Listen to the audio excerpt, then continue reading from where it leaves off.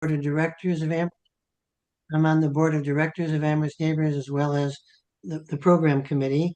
And I think I'm very excited about today's program. To be upfront, I learned about this in Jonathan's office.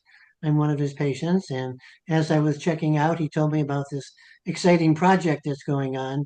And he offered his services to come and give a little talk. And so we're honored to have him here today. In this program, Jonathan will explore, we're having Amherst's unique heritage of poetry.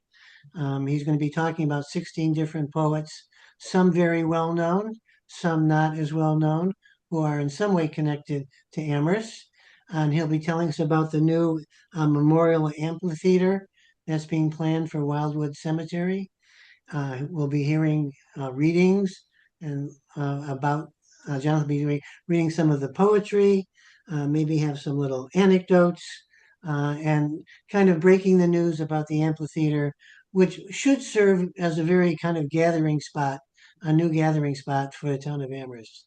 So Jonathan, and we will save questions until the end. So if you have a question, just wait and there'll be a Q&A when Jonathan is finished. So with that, Jonathan, would you like to start? Yes, thank you so much, Sandy, for a lovely and generous introduction. Hello, everybody. Thank you for being here. I hope this will be a period of time that feels well spent to you. I want to thank Amherst Neighbors for inviting me. And this is kind of an introduction for me, too, because although I have dreamed of this amphitheater for probably 20 years, I've been actively working on it for the last couple of years. This is actually my first public talk about it.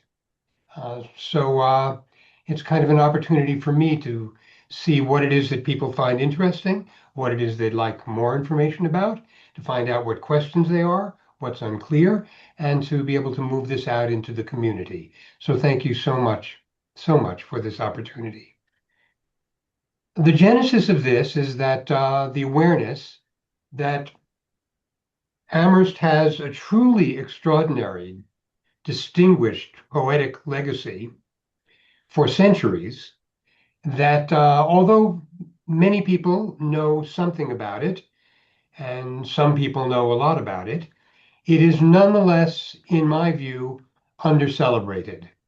I think of all small towns in America, Amherst might have the most extraordinary poetic heritage.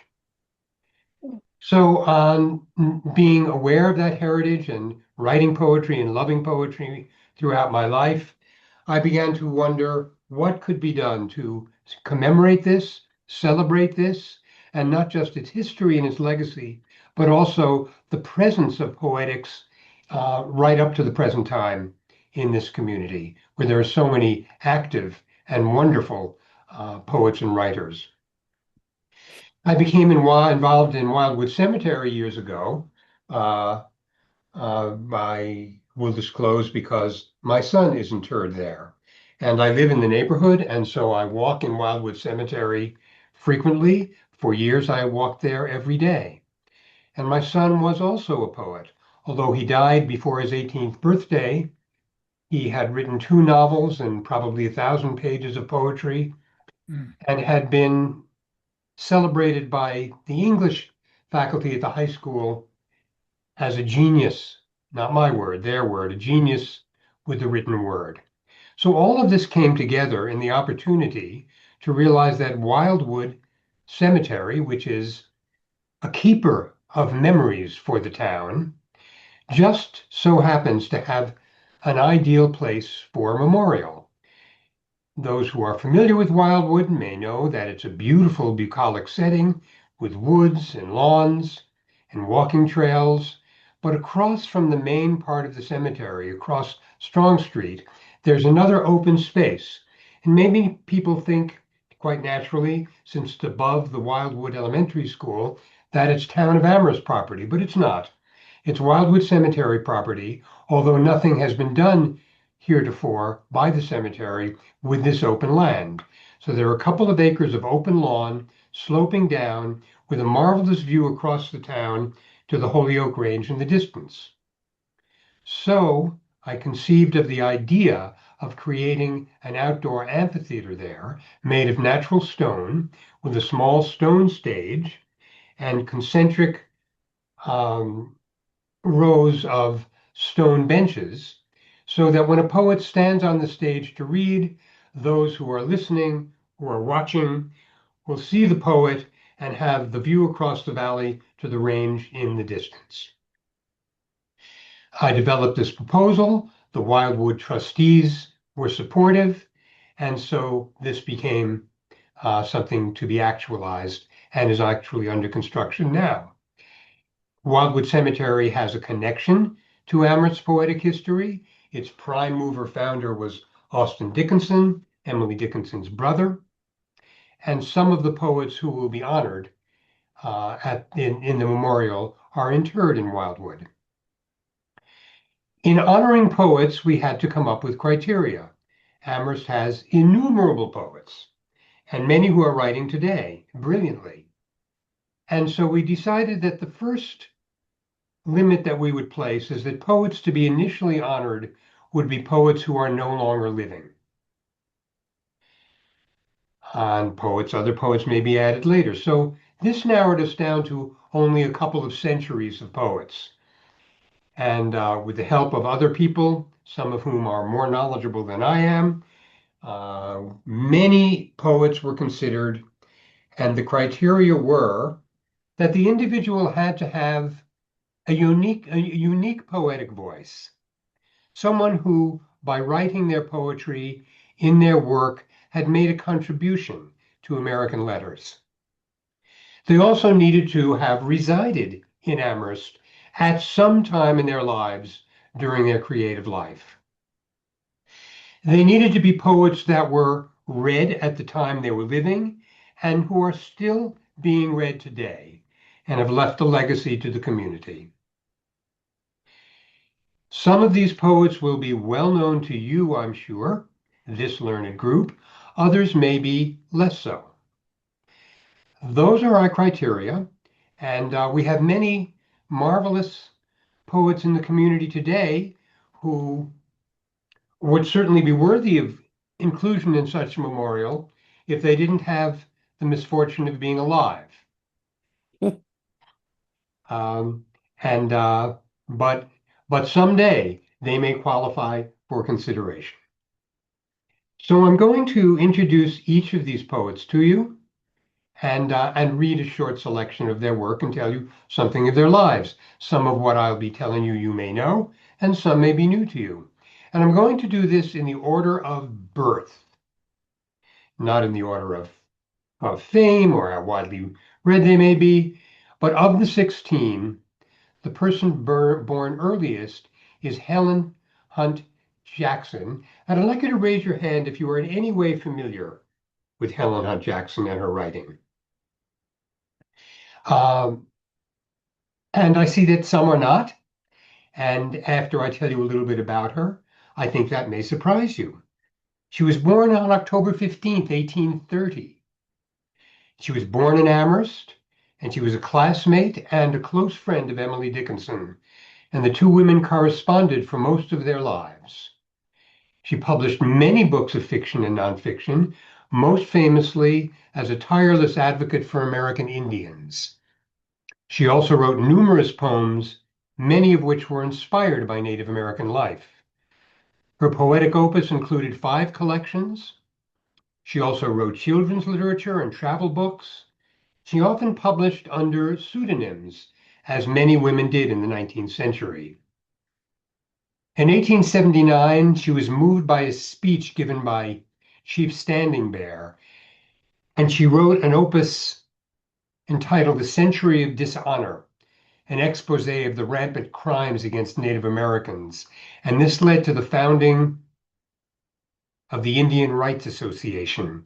In 1884, she published a book called Ramona, a fictionalized account of the plight of Southern California's dispossessed Mission Indians that was inspired by Harriet Beecher Stowe's Uncle Tom's Cabin, and who was a close friend of hers. Ramona was widely read and republished hundreds of times.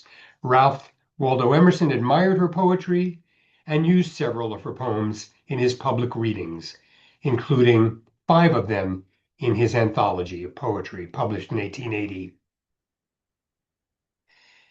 I hope you're a little bit stunned, those of you who said, gee, I'd never heard of Helen Hunt Jackson, Amherst's own Helen Hunt Jackson. The poem I'm going to read is a sonnet. It's called Tides. It's a sonnet, but it's neither in the classical Petrarchan scheme nor the Shakespearean rhyme scheme, and it's remarkable for its time and still able to move us today with its overt sensuality, concealed within the metaphor of the ocean and the beach. Tides by Helen Hunt Jackson. O patient shore that canst not go to meet thy love, the restless sea, how comfortest thou all thy loneliness? Art thou at rest? When loosing his strong arms from round thy feet, he turns away, knowest thou, however sweet that other shore may be, that to thy breast he must return?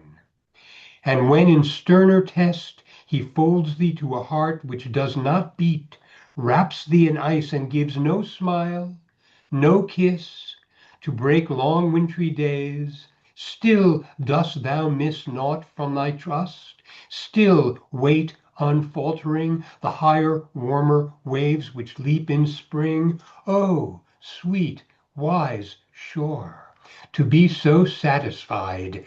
O heart, learn from the shore. Love has a tide. Just a beautiful sonnet written in Amherst by Amherst's first poet we will honor. The next poet by date of birth is Emily Dickinson. Raise your hand if you've heard of her. Yes. Um, and I hardly need to read anything by Emily Dickinson. Everyone has their favorites. But I will read a short poem that I happen to love. Tell all the truth, but tell it slant. Success in circuit lies, too bright for our infirm delight. The truth's superb surprise, as lightning to the children eased, with explanation kind, the truth must dazzle gradually, or every man be blind.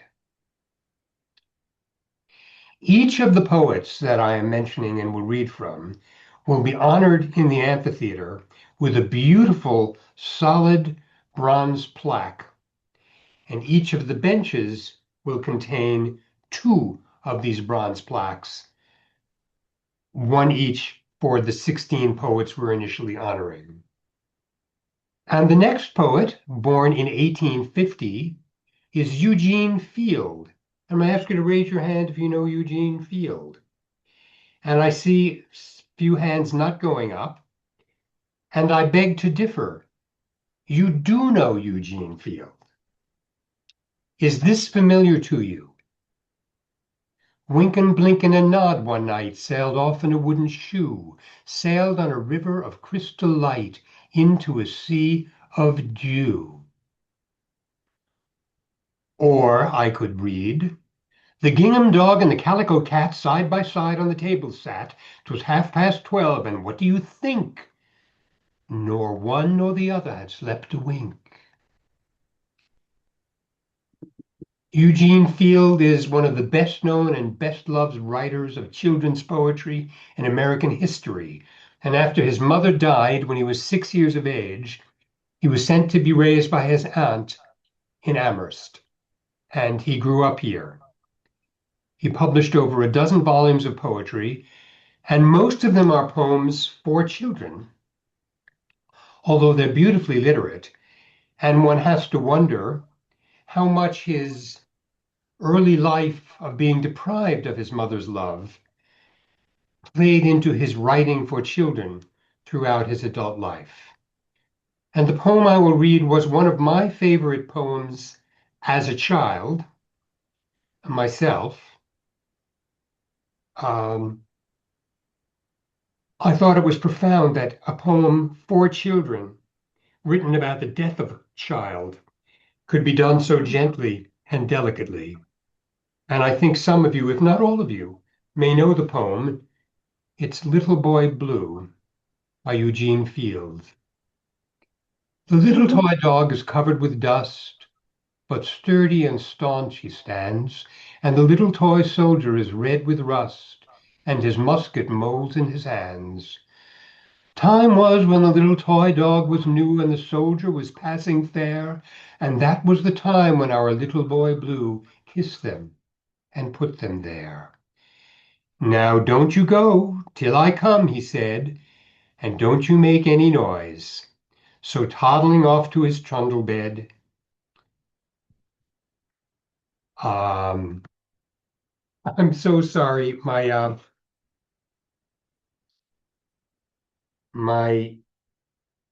tracking pad needs to be plugged in. It just stopped.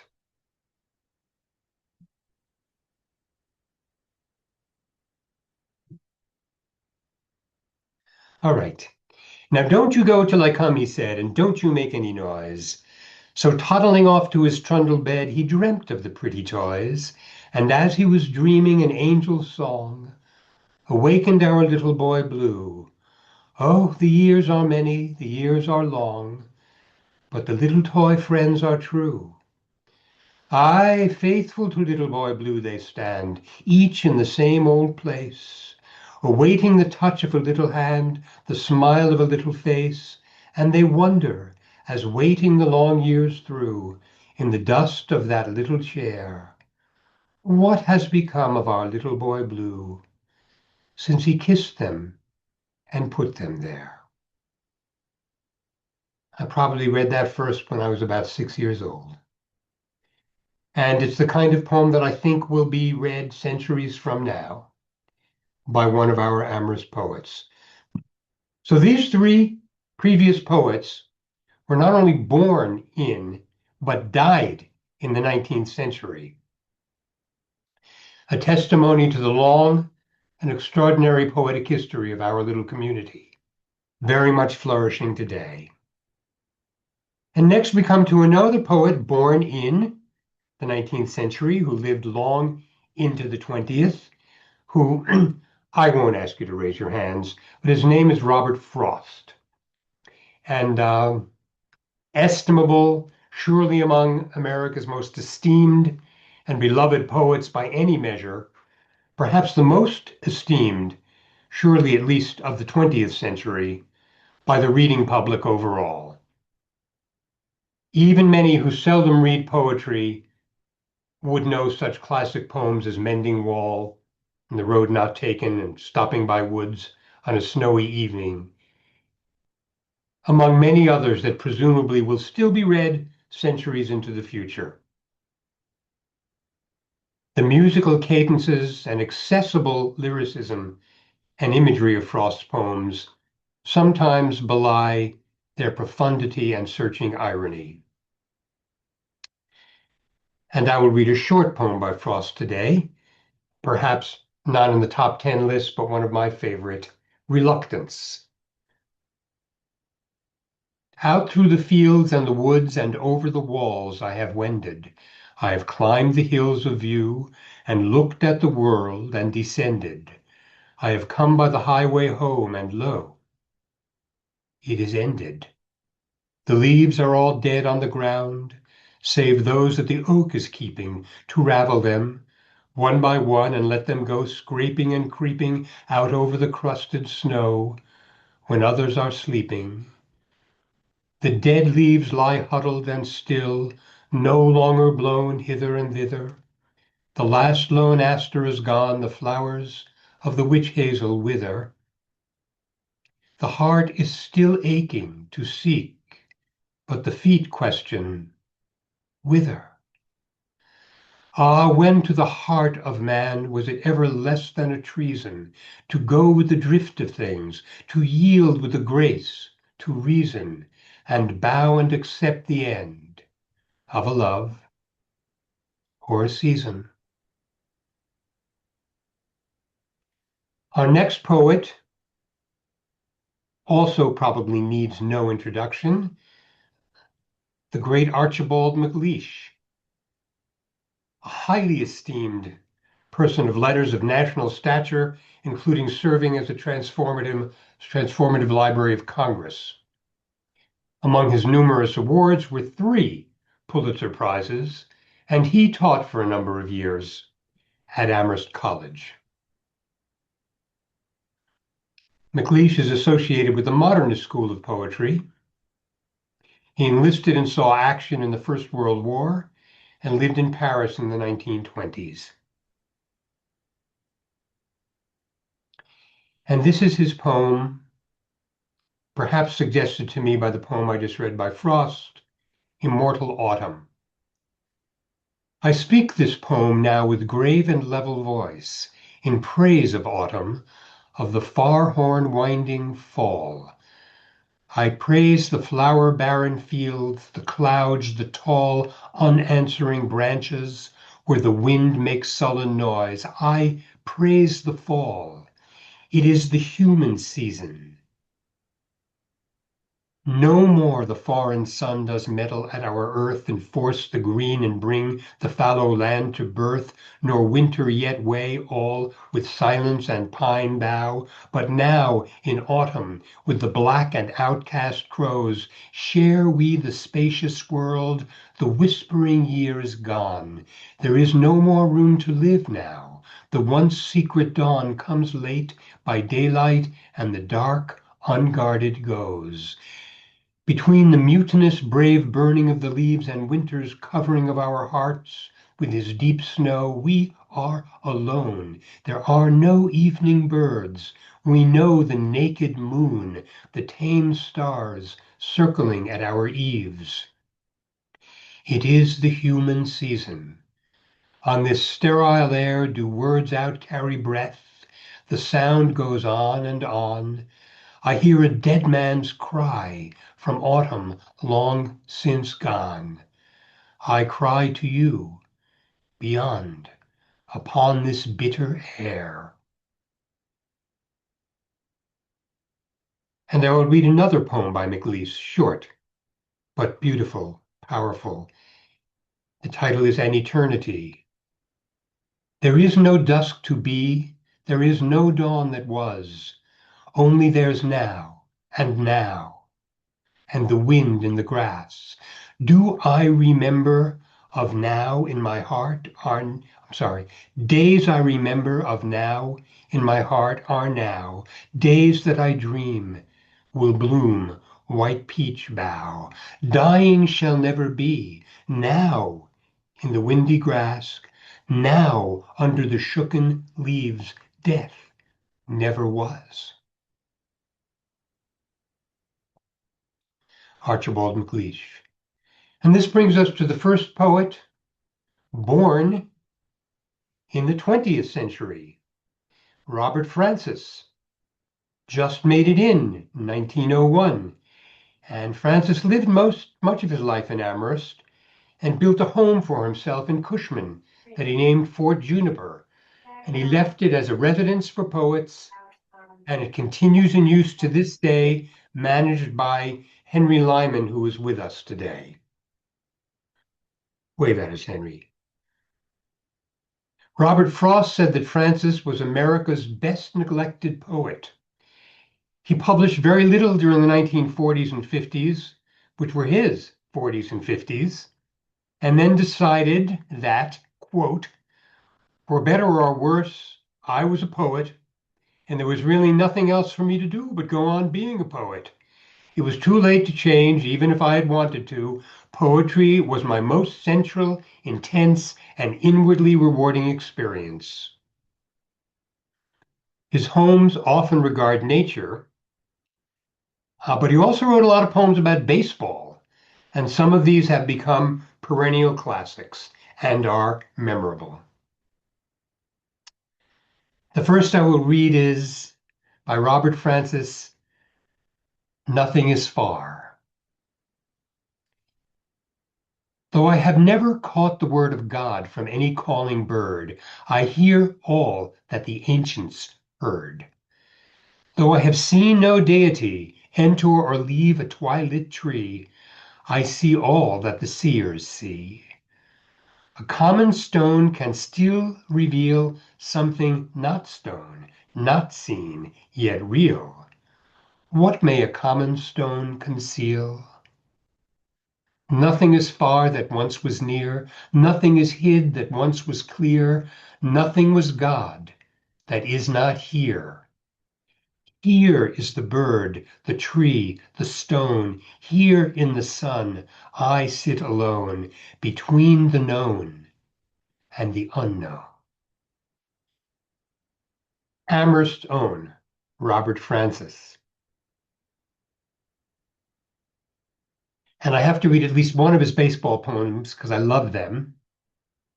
This one's called The Pitcher. His art is eccentricity, his aim, how not to hit the mark he seems to aim at.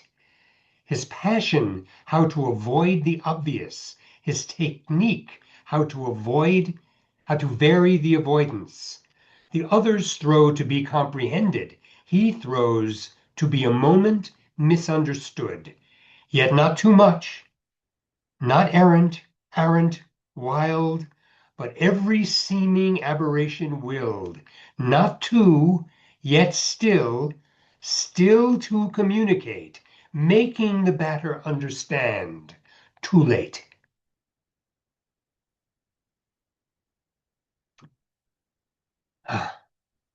Every once in a while, there's a poet, and Francis is one of them, where I'll read a poem and think, gee, it doesn't sound so hard to write like that. Just try.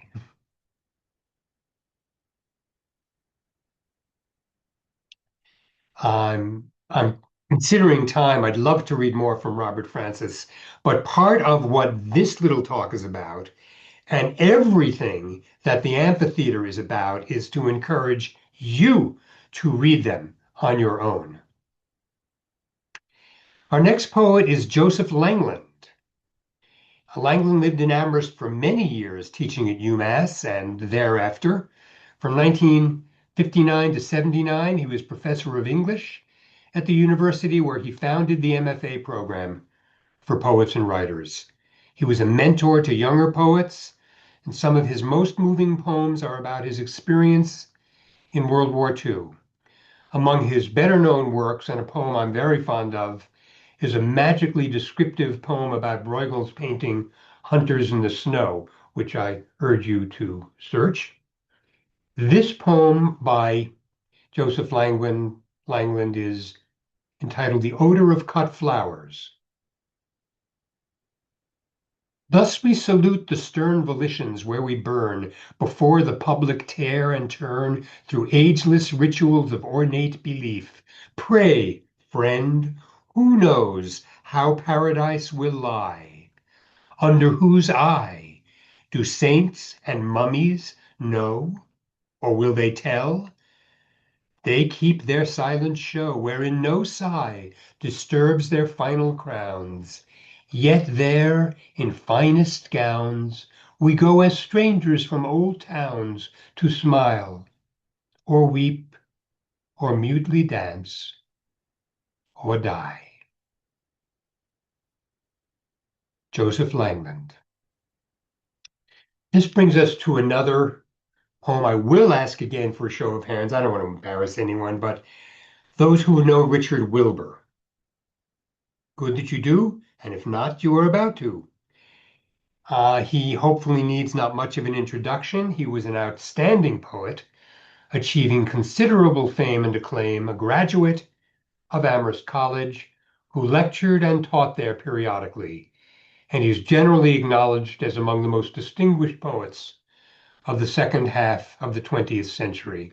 And the poem I've selected to read, he wrote at the death of the British poet W.H. Auden, one of my favorite poets. And I love not only how he evokes Auden in this poem, but how he evokes the language and sensibility of Auden in honoring him in death. For W.H. Auden by Richard Wilbur. Now I am sure where they were going. The brakie, loping the tops of the moving freight, the beautiful girls in their outboard waving to someone as the stern dug in and the wake pleated the water. The uniformed children led by a nun through the terminal's uproar, the clue-drawn scholar descending the cast-iron stair of the stacks, shuffling his papers, the Indians, two to a blanket, passing in darkness. Also, the German prisoner switching his dusty neck as the truck backfired and started. Of all these noted in stride and detained in memory, I now know better that they were going to die.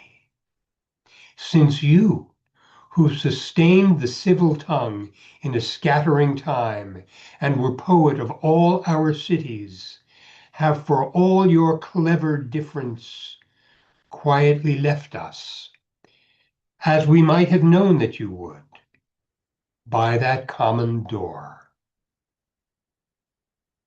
Powerful poetry. Right. So, Richard Wilbur, which brings us to James Baldwin. So, naturally, yes.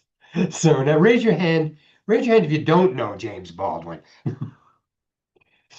So, of course, Baldwin is primarily known as one of the most celebrated American novelists and Black public intellectuals of the 20th century. He was also an accomplished poet with several books of poetry, and he resided in Amherst in the 1980s. And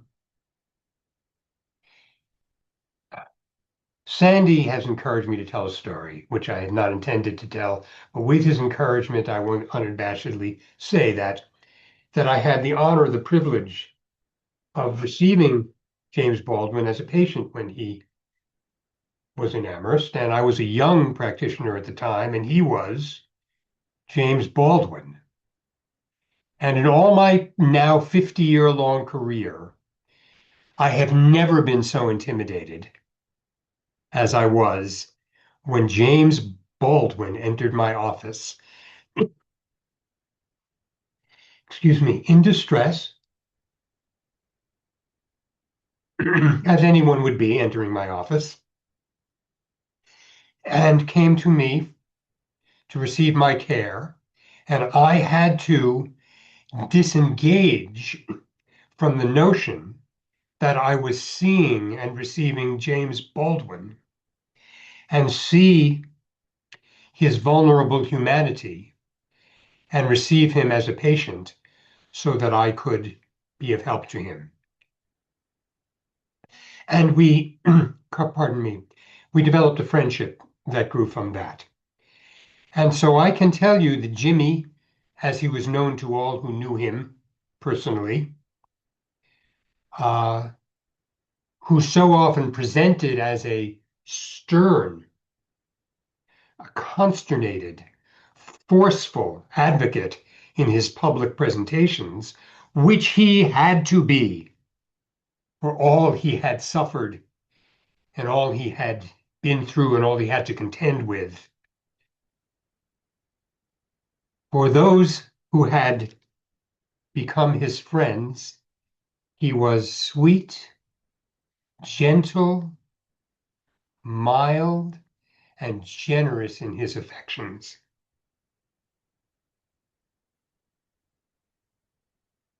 And Amherst can't claim him like we can claim Emily Dickinson, but he did live and write here, so we do. This is a fragment from his long poem, Staggerly Wonders. Actually, no, I want to read a whole poem, so forgive me. I'd rather read The Giver. And you can see how dense some of this poetry was. So try to stay with this. The Giver by James Baldwin. If the hope of giving is to love the living, the giver risks madness in the act of giving. Some such lesson I seemed to see in the faces that surrounded me. Needy and blind, unhopeful, unlifted, what gift would give them the gift to be gifted?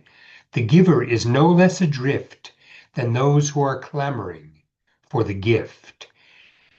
If they cannot claim it, if it is not there, if their empty fingers beat the air, and the giver goes down on his knees in prayer, knows that all of his giving has been for naught, and that nothing was ever what he thought, and turns in his guilty bed to stare at the starving multitude standing there, and rises from bed to curse at heaven, he must yet understand that to whom much is given, much will be taken, and justly so. I cannot tell how much I owe. James Baldwin.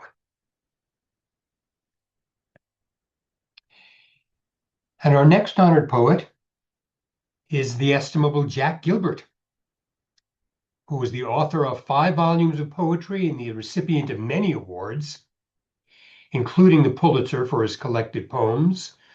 Although he knew the Beats and was their contemporary, yet he was not himself a poet of that genre. Much of his work is about his relationships with women, including Linda Gregg, who is another of our honorees I will read in a moment, whom he met when she was 19 and his student in San Francisco, and with whom he was in a relationship for 6 years. Gregg said of Gilbert, and I quote, "All Jack ever wanted to know was that he was awake, that the trees in bloom were almond trees, and to walk down the road to get breakfast. He never cared if he was poor or had to sleep on a park bench." Gilbert was a poet at residence in Robert Francis's Fort Juniper here in Amherst. I Imagine the Gods by Jack Gilbert. I imagine the gods saying, "We will make it up to you. We will give you 3 wishes," they say. "Let me see the squirrels again," I tell them. "Let me eat some of the great hog, stuffed and roasted on its giant spit, and put out, steaming, into the winter of my neighborhood, when I was usually too broke to afford even the 100 grams.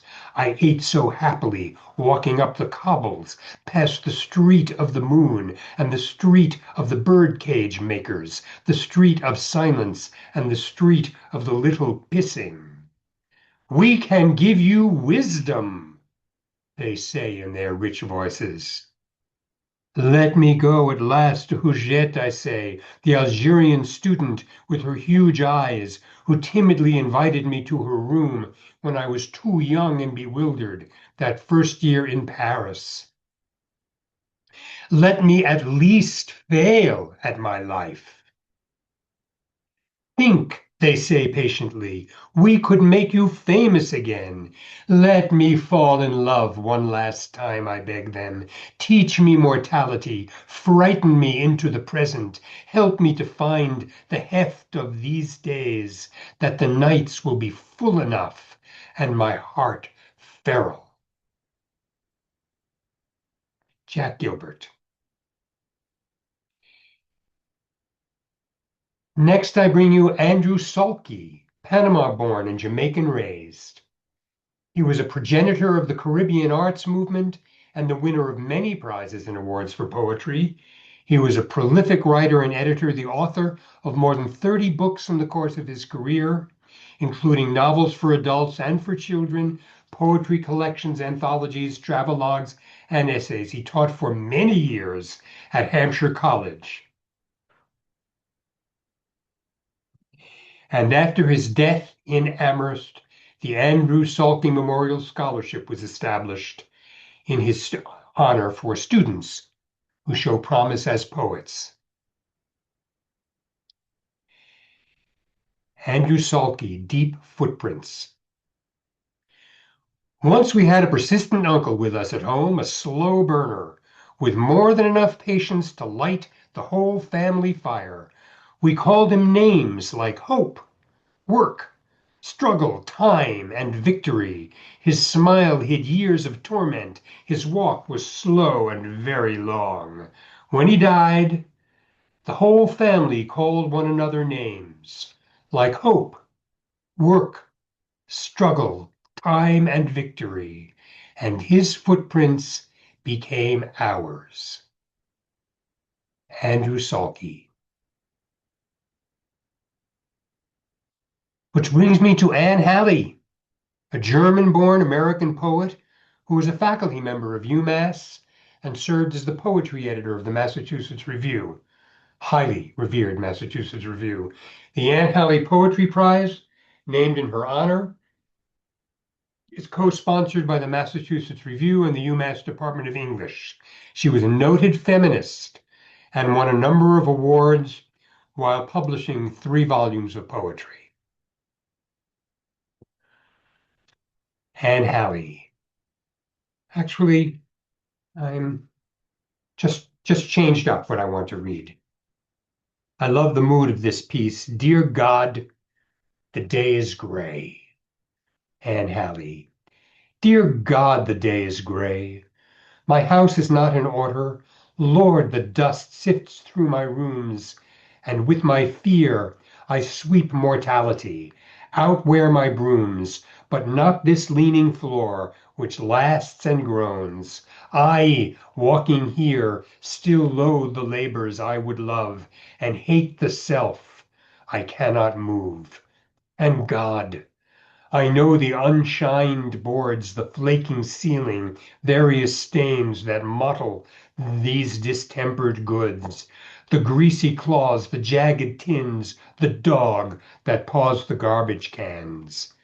I know what laborings, love, and pains my blood would will, yet will not give, the knot of hair that clogs the drains, clots in my throat, my dyings thrive.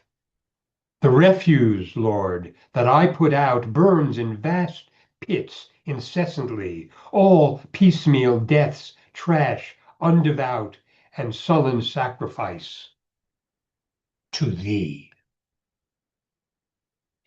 Anne Halley. So just a couple more. We now have Pat Schneider, and I ask you to raise your hand if you knew Pat Schneider personally, as you may have. But she lived until 2020.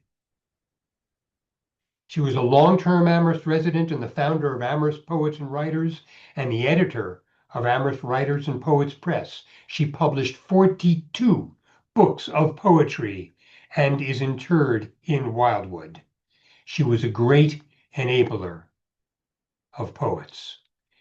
And time being a consideration, I'm going to read the beginning and end of a many stanzas poem of hers, The Weight of Love. That's just a sensational, powerful poem that I hope you will search on your own. The Weight of Love by Pat Schneider.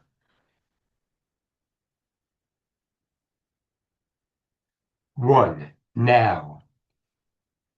It is turning now, the boat of our aspirations. The wild rope swings from the cottonwood tree out over the river. Turning now, the rope swing, the boat, the river. Turning now, the rope swing, the boat, the river. 2. At 81, writing. In the clarity of early morning he sits, writing. Sunlight touches the fine hairs on his arm. Muscles ripple gently as he moves his pencil. The veins on the back of his hand illuminated, little rivers.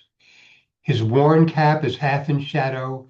His childhood on the farm, a field of pencil plows, new lines against furrows of forgetting. 3. Bless the now. Bless the sweetness of the final days. Praise the last time he will understand, the first time you tell him how to boil an egg. Bless the first time you understand that he cannot understand. Bless the silence when he gives himself to sleep, and bless the waking and his knowing who you are again. Bless the look behind you. Bless the years when he was strong and you were too busy even to notice. Bless the now, the noticing. And I move to the end. 12, old love. Old love is a ripe persimmon on a wild persimmon tree. Love, we are old. Have you noticed, you and me? And our love is old, and sweet and ripe on the tip of the lover's tongue. Remember, love, the biting sting sometimes when we were young? But now we have ripened round and full of golden sweetness, golden sun, and we look with surprise at each other. You are the one. You are the one, beloved. We say, don't fear the flight. We're just taking the seeds of this sweetness back to the earth's good night. It is for this we have been torn and mended and torn again. This glad rag of my old body almost every night pulls itself across a white expanse of sheet into your arms. After harms and threats of harms, alarms on the evening news, we bear the bruise of knowing this world that we love will not be ours to mend. We bend our bodies into one and ride the world once more around the sun.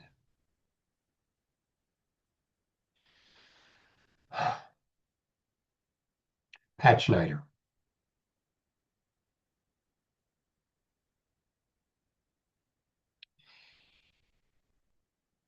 All right, Linda Gregg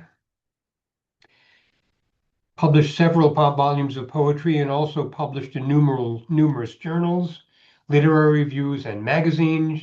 She was the recipient of many esteemed awards, and she taught at Hampshire College. I'm going to read a poem called Let Birds, and I advise you that it is sexually explicit if you choose to listen. Let Birds by Linda Gregg. 8 deer on the slope in the summer morning mist. The night sky blew me like a mare let out to pasture. The Tao does not console me. I was given the way in the milk of childhood, breathing it, waking and sleeping. But now there is no amazing smell of sperm on my thighs, no spreading it on my stomach to show pleasure. I will never give up longing. I will let my hair stay long. The rain proclaims these trees. The trees tell of the sun. Let birds, let birds, let leaf be passion, let jaw, let teeth, let tongue be between us, let joy. Let entering, let rage and calm join, let quail come, let winter impress you, let spring allow the ocean to wake in you. Let the mare in the field in the summer morning mist make you whinny, make you come to the fence and whinny. Let birds. So we have 2 more. James Tate. I ask you to raise your hand if you knew James Tate, because you may have, because he was a fixture in Amherst for so long. Widely celebrated poet with a unique surrealistic style who came to national attention at a very early age, and his reputation only matured as he grew older. He was a UMass professor for decades and garnered numerous awards for his prolific writing, including the Pulitzer Prize. He said early on in his career that he did not want to write about himself, and he never did. Robert Frost's poem is an example for contradistinction, is often self-referential. Much of Tate's work seems like stream of consciousness, as though even the poet did not know where the poem was going or what he intended to say when it began. Less a concept actualized than a journey to parts unknown, even to the poet. And this is part of the much lauded charm and brilliance of his work. I counted him as a friend, and I knew his gentle soul. And again, time being short, I will read from those I had chosen to possibly read a very short poem, but one of my favorite, James Tate, Good Time Jesus. Jesus got up one day a little later than usual. He had been dreaming so deep there was nothing left in his head. What was it? A nightmare? Dead bodies walking all around him, eyes rolled back, skin falling off? But he wasn't afraid of that. It was a beautiful day. How about some coffee? Don't mind if I do. Take a little ride on my donkey. I love that donkey. Hell, I love everybody. The great James Tate. And finally, Deborah Diggs. She was a professor of English at Tufts and taught at other colleges and universities. She published many books of poetry and was the recipient of many awards. She lived in Amherst and here wrote a memoir entitled The Stardust Lounge about one of her sons and their life here. She died in a fall from the top of the UMass McGurk Stadium in what was reported as a suicide, and she is interred in Wildwood.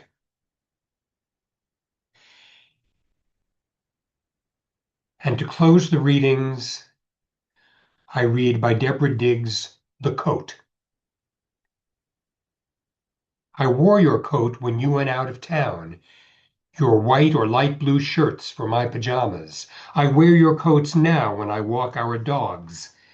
Then we stop by to see the horses. This coat, bought at the fair, remember? So-called Tibetan wool, whose hood drawn tight around my head, my hair locked up against the cold, my heart a white flag lost among the snowdrifts. Except today, I saw a face like yours.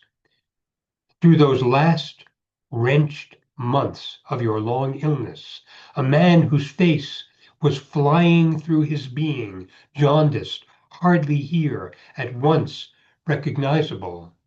Forgive me. I was happy in your coat to see you. Deborah Diggs. So, to conclude, let me say, first of all, thank you for your patient listening. I hope you have expanded your sense of Amherst's vast and extraordinary poetic heritage, carried on today by brilliant poets who have lived in Amherst or do live in Amherst, uh, honored poets, people like Doug Anderson, who's with us today on Zoom, Martina Espada, Ocean Vuong, so many marvelous poets who are worthy of inclusion in this amphitheater if they did not have the misfortune of being alive still. But perhaps someday. The official dedication of the amphitheater will take place on September 13th, Sunday afternoon. We hope you will look for local notices about that. I want to say that with us today on this call is Olivia Honor. Olivia Honor is a graduate student in landscape design at UMass and is working on this project with us, and her help has been invaluable. Also, John Kewen, local architect, has helped with the design and actualization of this. The work is being done by Barry Kuzmeskis, local stonemason, doing beautiful, beautiful work. I'm afraid I'm going to leave important people out. Doug Anderson, who I mentioned, also Henry Lyman, who was with us, who is the steward of the Robert Francis House, are two among those who helped me with the selection of the poets. And I hope you will visit Wildwood Cemetery, our beautiful Parklight Cemetery. You can see the work in progress on the hill of the amphitheater now under construction. And if any of these poets were known to you personally, perhaps you will share a vignette. So with thanks for Carolina Bynum, who is engineering this tonight, and Sandy Roth and Amherst Poets, that will conclude my formal remarks. And I open it up to any of you who might want to contribute any thoughts or comments. Thank you again for your time and attention. Jonathan, I'm wondering if we'd like to have Carolina put the slide up to show people what it would look like. Oh, yeah, that'd be We great. have That'd be time. fantastic. Carolina, can you put up the slide? There is a sketch. Can we get that a little bit bigger? Beautiful. So this is I might say a rough sketch, but it's more than rough. This is by Olivia Honor, who I mentioned, which gives you an idea of what this will look like when completed, although you really can't see the beauty of the view and the range that well in the background. This will be the Wildwood Amherst Poet Memorial Amphitheater. That's its official name. Thank you, Carolina, and thank you, Olivia. Questions, comments? Jonathan, I'm curious on two things. You know, you've been dreaming it for 20 years and you've been working on it diligently for a couple of years. Can you, are there roadblocks that one runs into in a project like this? I mean, do you need the town's support, or is it because it's in Wildwood's domain, it's more of the politics of whatever is involved in running a cemetery? Just a little bit of a sense of what you had to go through to make this happen. A worthwhile question. Um, Initially, my vision was that this should be somewhere along the path. There's a path that begins at Strong Street, goes down to Chestnut Street. It wends its way up above and behind what is now the middle school, used to be the junior high school, through an arboretum, now subject to great neglect, but there is an arboretum there on the hillside behind to the east of the middle school that continues on uh, beyond the backyards of a few houses onto this open space that is Wildwood land. I thought that this would be somewhere along there, a place for such a memorial and amphitheater. And since most of the land is Town of Amherst land, school property, I tried to interest the town in supporting this. And although there was support from people such as Ellen Story and Stan Rosenberg and others, the school administrators were not warmly receptive to the idea. Uh, what I was actually told by the administration, and I don't want to be too pejorative or sound too judgmental here, but I will share it with you. They said if an amphitheater was built there, the town would have concerns about liability when students went up there to get stoned. Let that sink in all its irrationality and absurdity. I can't elucidate that for you. But then I learned that the last couple of acres of that walkway was Wildwood Cemetery land.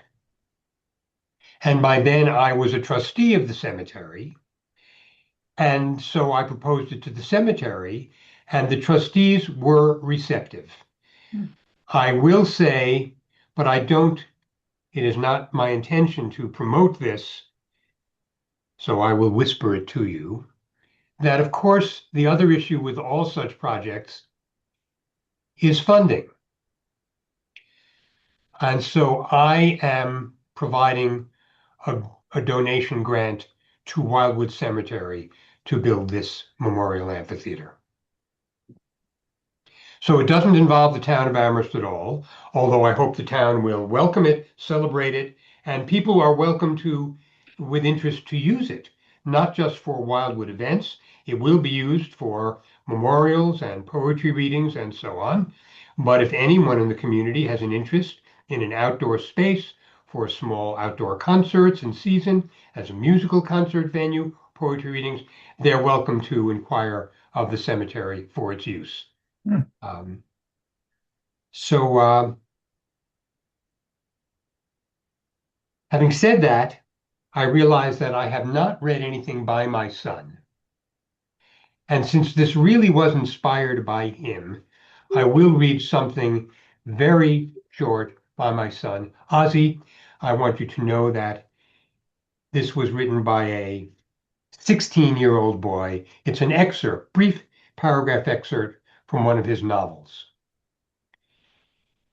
Here I live trying to find the one exquisite phrase to assure you. I've seen the willow curl into a phoenix and spread her ribboning wings to encircle a star with a scimitar. Empty this chalice I fill unto the fertile soil of your seed-strewn self. Be cleansed in me and grow, not for me, not for me, for I am but a noonday whisper, when the air is chill and your sweater has too many holes, and you're no longer welcome anywhere, it seems, with no prospect so long that even the dream has begun to fade. Yet ride this whispered wind a while, perhaps for the comfort of melody, or the warmth of a familiar tale, but always for companionship, comradeship, and gestures of binding love. Mm. Thank you for that question. Any other questions, comments, vignettes? A question I have is, have you considered putting together a little book with kind of like expanding on what you did today, giving some more detailed background of each poet, and then having selected poems from them? I've not, no. Would you like to publish it? I'm just giving you the idea. It seems like a natural. Thank you. Yes, and I'm making due note of it. I think it's a great idea. You know, and each bronze plaque has the name of each poet, their dates of birth and death, and a few lines of their poetry. I hope that people will be inspired, will be teased, will be tantalized to learn more and read more about these poets, even though there are just a few lines of poetry there. But it's the same idea. So to provide more in a commemorative book of some kind, I think it's a great idea. Good. So if anybody either, can you raise your hand if you have a question or comment? Henry, you're muted. You're Henry? still mute. You're still Jonathan, mute. Oh, here we go. sorry. Just wanted to thank you for the wonderful presentation and beautiful readings. Yeah, Oh, thank you, Henry. I second that. I'm sure there will be thirds and fourths. Thank you. I hope that even among those here, some of whom are writers and poets. Henry, by the way, is a marvelous poet in his own right, not just the steward of the Robert Francis House. But I hope that I hope you were intrigued by some of this poetry and by knowing all of these people were really identified with Amherst and wrote here. Yes, yes. And they gesture, they pass the torch to those who have been writing here ever since and are writing here today. I mean, once one becomes aware of it, I hope it just stuns you and blows your mind about the glorious poetic heritage of this little town that we're in. So, yeah. Anything, anyone else? Is there, Well, with, I just have a question, and then Carly's got one too. Just briefly, is there any, has there been any dialogue with the Dickinson Museum folks? Any sense of connection in the project or not? Not yet. Okay. But that, as I say, this is my first public talk. But now is the time, so you might say it begins today. This is the impetus. I will start reaching out now. Yeah. And of course, that should happen. It's remarkable to me that it's taken this long for something like this, and I might say fallen to me, to spearhead something like this, that other than the Dickinson museums, which are marvelous, of course, but about her, and the silhouette statue on the corner near them of Bob and Emily, I call it, having a talk. There's almost nothing in this town that would indicate everyone here is now aware of, if you weren't aware of it before this moment. And there should be, and now there will be. Anybody else? Carly, did you have something? No. You're muted, Carly.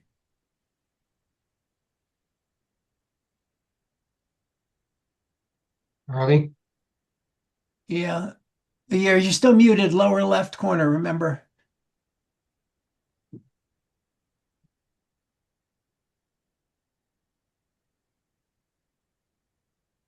There, We can't hear you, Carly. There there I we am. go. There Hi. you are. Hi. Hi. Um, I taught at Wildwood School. Did did your son go to Wildwood School? No, when my children were in elementary years, we lived in Shutesbury. Oh, okay. We moved to Amherst for them to go to junior high in the Yeah. regional school district. All So right. no, how wonderful if they had had you, or you had had them, but no. Oh, both. Right. And I wanted to know where I saw the diagram of the uh where the amphitheater would be. Can you tell me, is it facing like where Wildwood School was? Or is it Yes, you facing? might say it looks out over Wildwood School, Okay, although more to a southerly look so that it looks towards the range. okay. But it's on the hill above Wildwood, which you probably assumed was Town of Amherst land, which isn't. Yes, I Yes, did. I did. Right. And so it does, essentially it looks down over the Wildwood School, but more towards the mountain view in the background. Well, I don't want to take any more time just to say thank you very much. I knew both Andrew Salke and James Baldwin, Oh, and I was so happy to hear you include them in your well, people. yes, inevitable, of course. You were fortunate. Yeah, I And love. Judith? Yes, I didn't know if Carly was finished. Again, first of all, thank you so much. This was incredible, revealing these poets. What I'm wondering is if you could, if it's written up or even something to give to the Chamber of Commerce, because I'm thinking of somebody who comes to Amherst, what an incredible place to visit and learn about. This should be something that is incorporated and part of the town and part of what a tourist might want, or all these parents coming to drop their kids off to college might be very interested in stopping there. So it might be an interesting thing to pursue. And also, is your son listed as one of the poets? No. There will be another plaque which says, describes that this is the Wildwood Amherst Poets Memorial Amphitheater, that it is inspired by him, so his name will appear, and endorsed by the trustees of Wildwood Cemetery. There will be a plaque that notes that. But he's not being honored as one of the poets.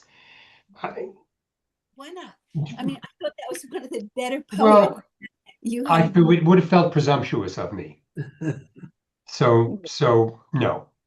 Um, I mean, and he was young, and he was, although I do believe he was a genius, uh, with the written word, but he was young and he had decades of maturation, and we have so many marvelous, mature, esteemed poets. So although I think it is fair, let me say, to publicly acknowledge that this is inspired by his memory, I did not, I am not prepared to honor him as one of the poets. So, Well, but Jonathan, thank you for your yeah, enthusiasm. And well, yes, thank, of course, the chamber will be formed, and we need to move forward on all of that. We don't want to keep this a secret, right? So no, this is its sort of coming out moment. well, thank you very much, Jonathan. That was very moving, and we greatly appreciate this, and we're glad to be the launching point for this wonderful destination. Thank you. It's my privilege. Thank you so much for your time and attention. And come look at the progress and spread the word now. It's not a secret. Mhm. We I'm will. happy to have people contact me, which they can do directly or through the cemetery. People will put people in touch with me. Yeah, thank you. Thank That you was so very much. That was Okay. wonderful. Thank you all so much. Thank you.